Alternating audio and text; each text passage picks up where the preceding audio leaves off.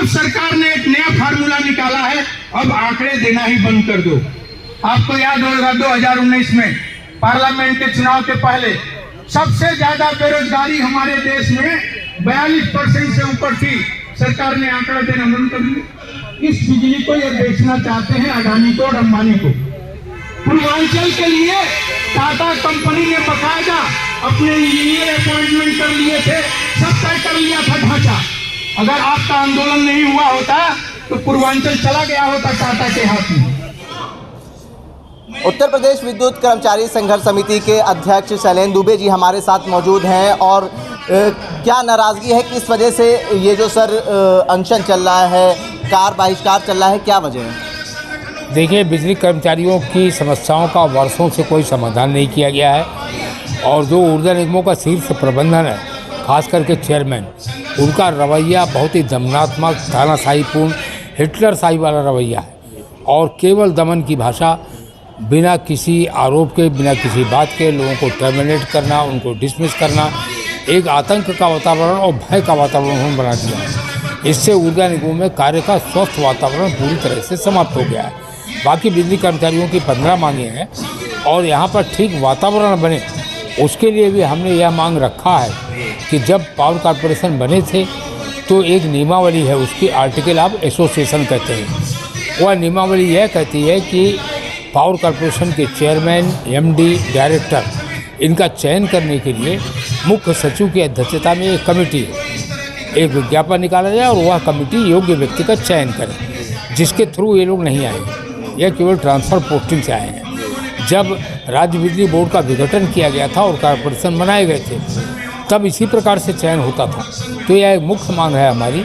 माननीय मुख्यमंत्री जी ने, उनके कैबिनेट ने भी इसको अप्रूव किया है कि जब एक नियमावली है तो उस नियमावली का पालन किया जाए और नियम से चयन किया जाए, तब तक के लिए इनको यहाँ से हटाया जाए और जो अपर मुख्य सचिव ऊर्जा हैं वह कार्यभार देखें।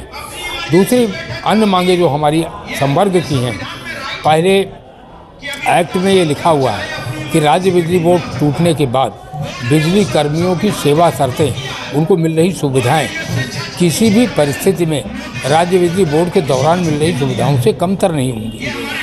और पहले हमको 3 समयबद्ध वेतनमान, जिसको अब एसीपी कहते हैं, वह पदोन्नति के पद के मिलते थे, वह ख़त्म कर दिए गए हैं सभी संवर्गों को। इससे लोगों में गुस्सा है। उत्तराखंड यूपी से अलग हुआ था, उत्तराखंड में भी समाप्त कर दिए गए थे, लेकिन पिछले साल उत्तराखंड के पावर कॉरपोरेशन ने उसको रिस्टोर कर दिया है, वहाँ दोबारा लोगों को मिलने लगा है। तो एक उदाहरण भी दे के हम कह रहे हैं, पहले तो यह हमारा अधिकार है, दूसरे यह उत्तराखंड में ख़त्म हुआ था, वहाँ भी लागू हो गया है, तो यहाँ लोगों को दिया गया। इसके अलावा पुरानी पेंशन एक बड़ी मांग है। राज्य बिजली बोर्ड के वेतन का प्रयोग असफल हो चुका है। हम कह रहे हैं कॉरपोरेशन के अनावश्यक खर्चे हो रहे हैं, एमडी, सीएमडी बने घूम रहे हैं, सभी ऊर्जा निगमों का एकीकरण किया जाए। बोर्ड ऑफ डायरेक्टर जो 50 डायरेक्टर बने घूम रहे हैं, यह खर्चे भी कम होंगे और समन्वय होगा, अच्छे ढंग से कार्य होगा। उत्तर प्रदेश सरकार ने अपने कर्मियों को कैशलेस इलाज की सुविधा दी है, हम कैशलेस इलाज की सुविधा मांग रहे हैं। माननीय मुख्यमंत्री जी ने दीपावली के पूर्व सभी विभागों के कर्मचारियों को बोनस दिया। बिजली विभाग जो प्रोडक्टिव काम करता है, रोशनी देने का काम कर रहा है, यहाँ के कर्मचारियों को, जो छोटे कर्मचारियों को मिलना है, सबको नहीं मिलना है, वह बोनस भी यहाँ पर नहीं दिया गया। कर्मचारियों के वेतन में विसंगतियाँ हैं, कोई उन पर बात ही करने के लिए तैयार नहीं है। ऐसे 15 सूत्री मांग पत्र है, लेकिन मुख्य मांग हमारी यह है कि कार्य का वातावरण बने। यह जो भय का वातावरण है, यह यहाँ पर समाप्त किया जाए। 29 नवंबर से हमने 27 अक्टूबर को नोटिस दिया था। करीब 32 दिन के बाद 29 नवंबर से कार्य बहिष्कार प्रारंभ हुआ है।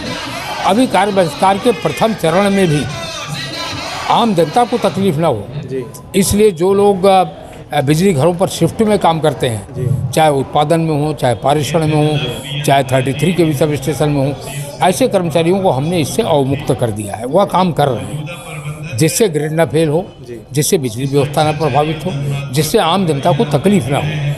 लेकिन अभी भी यह ध्यानाकर्षण आप देख रहे हैं हो रहा है। लेकिन अगर इस ध्यानाकर्षण के बाद भी हमारी बातें न सुनी गई तो मजबूरन बिजली कर्मचारियों को, जो शिफ्ट के लोगों को हमने एग्जेम्प्ट किया है, उन्हें भी शामिल करना पड़ेगा और पूर्ण हड़ताल हो जाएगी।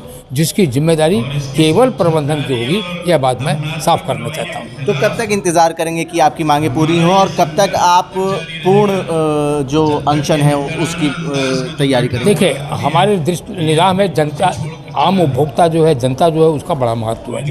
यह जन जागरण कार्यक्रम के माध्यम से हम आम उपभोक्ताओं को भी जागरूक कर रहे हैं, उनको भी हम मिल रहे हैं, उनसे भी अपनी बातें कह रहे हैं। और यथा समय अगर हमारी बात न सुनी गई, एक और बात भी है, अगर इस शांतिपूर्ण आंदोलन के कारण से किसी भी बिजली कर्मचारी का दमन किया जाए तो भी हड़ताल शुरू हो जाए, तब हम इंतज़ार नहीं करेंगे। एक और बड़ा सवाल ये उठता है शैलेंद्र जी, निजीकरण की तरफ जो विद्युत विभाग है वो जाता नज़र आ रहा है, इस पर क्या नाराज़गी है आप लोगों की? नहीं, इसमें नाराज़गी की कोई बात नहीं। निजीकरण का एक्सपेरिमेंट फेल हो गया है। जहाँ जहाँ भी निजीकरण है वहाँ 12-12 और 14-14 रुपये प्रति यूनिट की बिजली है। बात बिल्कुल साफ है। निजी कंपनियाँ तो मुनाफा कमाने के लिए आती हैं, हम लोग तो घाटा उठा के किसानों को बिजली दे रहे हैं, आम उपभोक्ताओं को बिजली दे रहे हैं। कोई प्राइवेट कंपनी क्या घाटा उठा के बिजली देगी? वो बिजनेस करने आते हैं, उनके लिए बिजली बिजनेस है। हमारे लिए बिजली जो है एक आवश्यक वस्तु है, जिसको हम लोगों को देते हैं और लॉस उठा के दे रहे हैं। दूसरे राज्यों में उत्तर प्रदेश के मुकाबले काफ़ी सस्ती बिजलियां हैं, तो वहाँ पे वो घाटे में नहीं मुनाफे में चल रहे हैं। क्या वजह उत्तर प्रदेश में घाटे में चल रहा है बिजली? बहुत ही अच्छा प्रश्न आपने किया। जो है बिजली की जो लागत है उसकी 85% कास्ट बिजली उत्पादन की लागत होती है, जो बिजली खरीदी जाती है। बिजली खरीदते हैं हम किसी पावर हाउस से, वहाँ से ट्रांसमिशन की लाइन में चल के आती है, फिर डिस्ट्रीब्यूशन की लाइन में चलती है, फिर ये लाइनें जो आपके घर के सामने तब उपभोक्ता के दरवाजे तक पहुँचती है। अगर मान लीजिए कि बिजली की लागत जो है आती है 100 पैसे, तो उसमें 85 पैसा वह होता है जो बिजली खरीद होती है। और बिजली खरीद के करार 25-25 साल के हैं। वह करार इन्हीं लोगों ने निजी घरानों से बहुत महंगी बिजली के किए हैं। जो हमारे सरकारी क्षेत्र के बिजली घर हैं वो 3.25 रुपये 3.5 रुपये उनकी अधिकतम कीमत है। अनपारा जो हमारा सबसे बड़ा बिजली घर है, वहाँ 2 रुपये 10 पैसे की बिजली हम बनाते हैं, और प्राइवेट कंपनियों से ये बिजली ले रहे हैं 6.5 रुपये की, 8 रुपये की।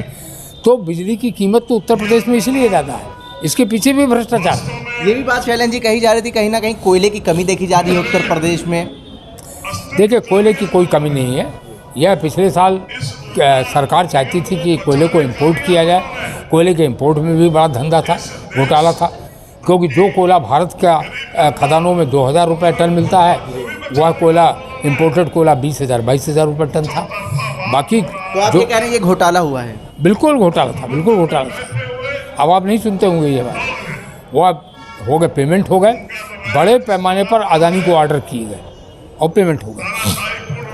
तमाम तरीके की जो कर्मचारियों की परेशानी है, जैसे उनको बोनस ना मिलना और जो नियुक्तियां हैं अलग तरीके से हो रही हैं, इस पे ये जो अनशन है ये जारी है। शैलेंद्र जी जो अध्यक्ष हैं, जो संयोजक है इस समिति के, वो हमारे साथ मौजूद है। बहुत बहुत धन्यवाद सर। जो हालात हैं वो भी हम आपको दिखाते हैं। अनशन जो है वो जारी है इस वक्त, और तमाम जो कर्मचारी हैं वो इसमें अपना भाग दे रहे हैं, और अलग अलग ज़िलों से भी लोग जो हैं इस अनशन में आके जुड़ रहे हैं। और ये अनशन जो है कहीं ना कहीं एक बड़ा आंदोलन का रूप ले सकता है, जिससे आम जनता जो है उसको परेशानी उठानी पड़ सकती है।